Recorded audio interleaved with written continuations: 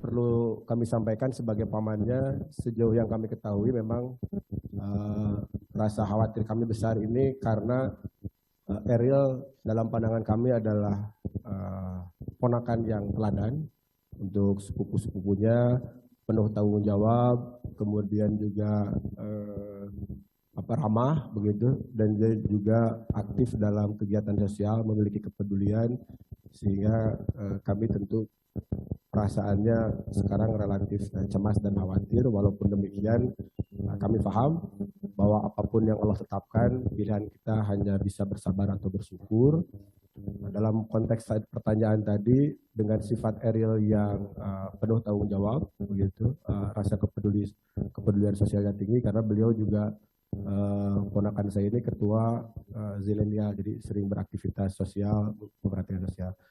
Berdasarkan keterangan dari pihak keluarga famili yang di sana, jadi sebelum melakukan kegiatan berenang, ini Ariel memastikan titik mana yang paling aman, begitu. Karena kalau Bapak Ibu semua melihat fotonya, itu kan tempting ya, membuat orang ingin terjun karena warnanya jernih, lebar, begitu. Nah ini beberapa titik diperhatikan, titik mana bahkan titik jembatan langsung dicoret oleh Ariel, karena kalau lihat yang lain pengennya loncat di jembatan begitu.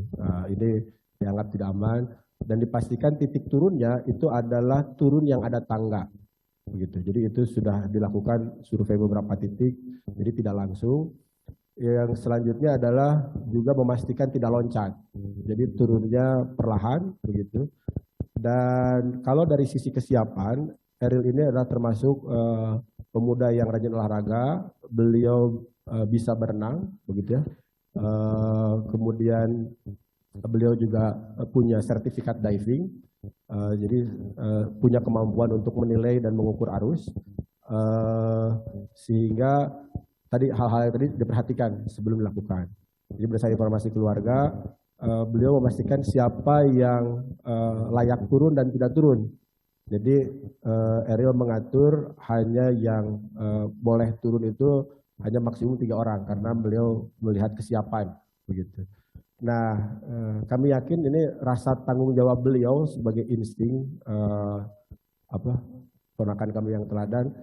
Beliau kelihatannya mengambil posisi paling belakang karena ingin memastikan semua pada posisi yang safety begitu. Nah ini bisa jadi kalau dari cerita keluarga kita memahami karena beliau ingin menjaga safety yang lain sementara sungainya berarus. Jadi pasti mohon maaf saya izin karena saya juga biasa diving.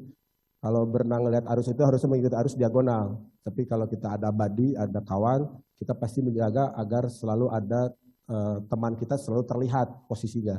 Sehingga pasti ada sedikit effort tambahan menjaga jarak dengan orang yang kita ingin pastikan safety, dengan kemudian kekuatan arus yang mendorong ke arah lain.